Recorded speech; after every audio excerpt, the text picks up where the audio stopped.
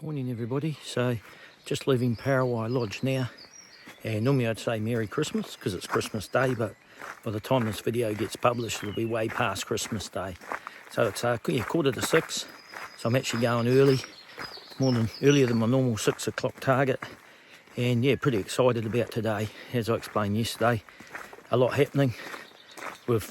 Technically this is my real finish of the North Island, seeing my kids and wife for the first time since 4th of October, and Christmas Day as well. So anyway, we're going to hit this last trail. They say it's 6 to 7 hours, so we'll see how long it takes me. About 7 or more than 700 metre a climb, but apparently the track's slippery but good. There's no stumbling and watching your feet placement over roots and stuff like that, but I'll show you as I go, and we'll see if that's the condition of the track. So yeah, not a lot to say. We'll check in soon. Bye.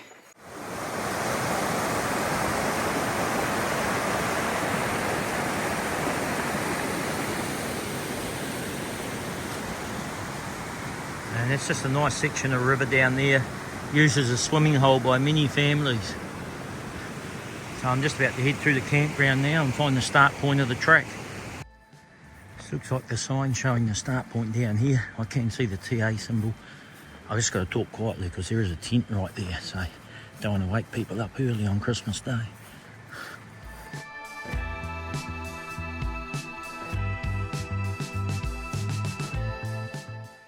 Well, that last photo I put up looks beautiful up the tops today, unfortunately.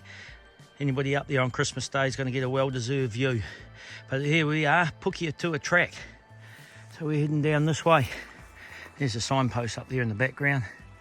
And the old campground closed. As I said, the road access from Otaki Forks has been out because of a slip for 3 years. I'm actually surprised that other camp area I showed you was in the condition it's in. They must be getting four-wheel drives or something in to give the caretaker fuel and that for lawnmower. I thought it'd be sort of like this grass here, just completely unkept and overgrown until access came back through the road. So they've actually done a good job there. So they're saying 6 to 7 hours from here. Hopefully I get in when I told the family I'd get there. But yeah, we're just down in here and Pukeatua track. We're up over the tops here, and then we drop down here. And this is actually a pine forest in there. I did have a school friend, a guy John, and his family did own a bit of a pine forest in that area. And I know this track does go through a bit of private land, and just the sort of family they are, they'd have no issue letting people through. He's a real keen cyclist. He's cycled the length of New Zealand, cycled south to north from South Australia to Darwin. He's cycled the equivalent of what we as thru hikers call the Pacific Crest Trail, but he's done it on a bike. And this is the spot where the car park is. That's where we walked out from the other day, so we've already done that. And that's the Mungoni Walkway, which is a favourite walk of my family. We do that all the time, and we'd done that Mungoni Walkway into the middle and back out, and that's when I saw the hikers coming out who were doing the TA, and that's when I first found out about it. So anyway, we'll push on up the track. I'm going to get some nice views of Otaki Forks, and it looks quite innocent, but 700 and something metres of climb. Yeehaw. Oh, here it is here actually. The highest point's 812 metres, but we're already at about 100 metres or something, 150, I'm not too sure. But anyway, my last climb to get out of here. Let's get it done. Now there's Mount Crawford. Slight bit of cloud, but those lucky people going over today. Far out. I said yesterday, it's probably the last time in my lifetime I'll ever go over there, but I might have to change that. I'm going to have to give it another crack, I think. Get up there in better weather with the views. Well, that's a shame. That's the fence line walk. You'd think they put the sign down the bottom, not halfway up the hill, but anyway, that's stock for you. But this is us, we're good. Pukeatua track. Still saying 6 to 7 hours. Man, I've already walked half an hour. Anyway, we'll keep going up here. They said steep incline, and that's certainly it. You might be able to hear me puffing a little bit, but absolutely gorgeous. Well, there we go. Mount Crawford. Still not really playing ball. Just the very top of it, sitting in cloud again. Far out. Anyway, I don't know if you'll see it on the camera, but if I zoom in here, here's the big slip that I had to go over yesterday. And just see it in there. So I think I stood on the edge of that bit right in the middle of the screen, thought, far out. Hope that hadn't just happened, I've got to find a way around it. And he actually scooted up and around the top. Anyway, let's push on. Just another note, looking at that Mount Crawford, just to show people, I was sort of on the left-hand side of that, or around the centre somewhere, in Nichols Hut. And that's what I came up yesterday. I climbed over that mountain, and then I've walked all the way down to the bottom of the flats there. So don't underestimate yourself, people. Like, I'm 50 and I certainly wasn't quick. There's a lot of people quicker than me, but you put your mind to it, you can do it. And you know, if I had my time again and I wasn't rushing out to try and get to the family for Christmas, which I really wanted to do, certainly Nichols to Parawai Lodge was a big day. It's a solid day. I'd split into two and stay at Waiawaiwai. If you're following behind me, make your life a lot easier. That track from Waiawaiwai out, it's a bugger of a track. So many down trees and that you've got to scramble over and that. It's a nice track, but it's a difficult track. If you're following behind me on this trail, just before this, and here's another clearing. This is between 1611 and 1612 kilometre on the trail. If you came out of Waiawaiwai, got to Otaki Forks and felt like just pushing on a bit more and bush camping, the other spot was flatter than this. So there are spots where you could do it if you wanted to.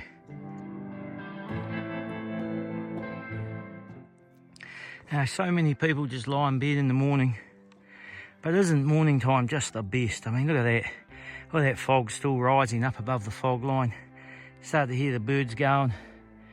Yeah, morning sun on the hills, everything coming to life. One of my favourite parts of the day, and I've always been a night owl, but far out, I force myself to get up early sometimes and I never ever regret it. So this is just past kilometre 1612, and here's another perfect open spot where you could camp. So this climb, we go to 812 metres. I wasn't sure if we'd get any goblin forest, and just starting to get some here. So if you're locals and you've never really climbed that high, it gives you an indication of what it's like. We'll see if I get a little bit higher, if it gets better. Nothing like the goblin forest we had up in the main ranges there, but it's still something, still a bit, I don't know, mystic, if you like that sort of thing. Come up and have a look. Well, we're not quite at the highest point, but we're really close to it. And if I zoom in down here, that's the township of Otaki. And just panning around Kapiti Island and that's in behind this sort of hill here. Hopefully we'll see that when we get to the absolute top. And I think over there, that might be going up the Misery Ridge to Fields Hut. And over here will be Mount Crawford in behind these trees. So we'll get to the very top and we'll have another look. But finally, we've done a climb and we've actually got a view.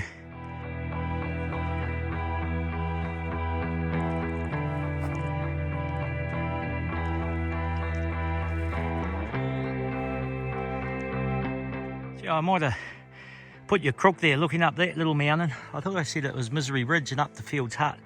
That might actually be Mount Kappa and you can actually drive into the base of that and you actually do a loop. You actually walk up it, over the top, and then come down the ridge on the other side. Comes back to the same car park, so that's quite a nice walk as well.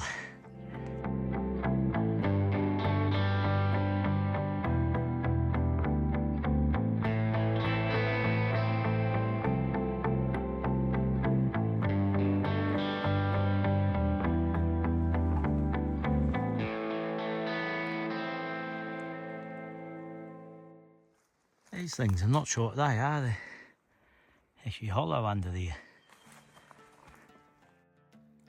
So this section of the track actually goes through private property, as I mentioned.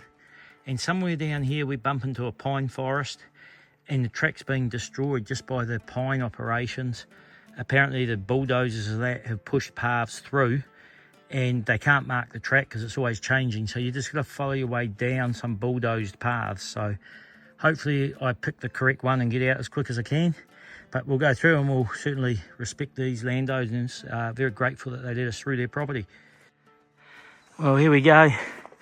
So the main bush is now ended on the private property, and we get into the pine forest. There's one more orange marker down here, but somewhere here the trail ends and you just got to follow these bulldozed roads down. We'll see how we go. This is the path out through the pine forest, and man, people got to make a living. But when you've been in the natural environment, days on end like I have, it really has an impact on you and shows the impact man has on our landscape of what we do. But we've got to do what we've got to do to make a living. Trying to get that balance is really hard sometimes. How gorgeous is this? Lovely little bush stream. And this is a stream you cross multiple times when you do the Mangoni walk, which is another little walk you can do where we walk out here. Mangoni walkway, only short but absolutely gorgeous. If you want a short nice walk to do in the area, come in here and do that one, highly recommend it. So just reflecting a bit walking out of here, this has easily been the hardest section I've done. It's kind of like if you turned around and got Bream Head, Tongariro Crossing and did them back to back twice in a row. That's the best way I could describe it, with all the ups and downs. And it'll be interesting, I know there's a couple of other people who watch this channel who have done the TA themselves, how they felt coming out Tararua's. The best way I can sort of describe it is just my leg fatigue, just in my quads. It's like I've gone into a gym and I've done a leg workout morning and night, 4 days in a row. I've only ever done legs. Eventually put a barbell on your back, try to do a squat, and your legs aren't going to give you any more, but the rest of the body's fine because you haven't sort of worked it out. And that's sort of how I feel like from a cardiovascular perspective. Man, I can keep going. If we're on the flat, I could keep going, easy as. But as soon as I hit a hill, the quads and my legs are just so fatigued after all the up and down and those Tararua ranges and going all day because I did double hut days. So, you know, yesterday was a big day. I think yesterday I ended up doing 13 hours straight. That my legs, I just hit a hill and I just slowed right down. So I'm actually pretty happy. I think I'm basically done this section. I'm almost out now. It's taken me 6 hours from Parawai Hut, and the signage says 6 to 7 hours. With my legs fatigued the way they are, that was a 700 metre climb. We were at about 100 metres or 150 metres or something. I think the high point was at 850 above sea level. So it was a pretty solid climb this morning too. So that little rest overnight just gave me that little bit I needed just to get over that last hill and get this done. So really looking forward now. I'm less than a kilometre away. Go touch this sign. Family might be there waiting. I told them between 12 and 12:30 I thought I'd get there. Probably going to get there about 11:45. So we'll see. Maybe I get 15 minutes to reflect before they rock up. But either way, one happy chap. Before I even started TA and I looked at the planning, I thought, how cool. I just want to get through Tararua's by Christmas. Then I could spend time with my family. Excuse me, got cobweb on my face. Time with the family between Christmas and New Year, and I should still be on target to be done early to mid-March, which is what I want. Get back to, you know, my son started his last 3 years of school, which is really important. I want to be there for that. The fact that I've actually got down to the terminus of the North Island and through the Tararua's. Sure, I would have loved to have got out on Christmas Eve. I'm getting out midday Christmas Day. I'm only half a day out. To have the whole island done, I'm pretty elated, and yeah, my legs definitely need a rest after that. Whether it was Christmas time and family time or not, my body's telling me got to give the legs a chance to recover here. So that's what they're going to get. Maybe some nice beach walking and that. Really looking forward to a break, and grateful to all you viewers for watching this. Thanks for keeping the channel good too. You know, you might have picked up I'm not a big fan of some of the rubbish that goes on with social media and all the exaggeration and all the lies. But, you know, there's been comments and that made on my channel. They've all been positive, and let's just keep it that way. I really appreciate the nice positive feedback. And, yeah, it's a bit belated, but Merry Christmas, because this won't come out to a few days after Christmas. And let's get down to that South Island, eh? Let's see how that adventure goes and who I meet and what happens down there. God bless. See ya. There we go. That's the start of the Mangoni walkway. I've come out of here, the Pukeatua track. I just came down there and I just popped down this road now, a little bridge over the stream and up to the road, and I'm done. So there we go. That's where the dream started. Choking up a bit. It's unreal. That's where the first spark was lit. I just never thought I'd get to do this. I've just done North Island. Thanks everybody.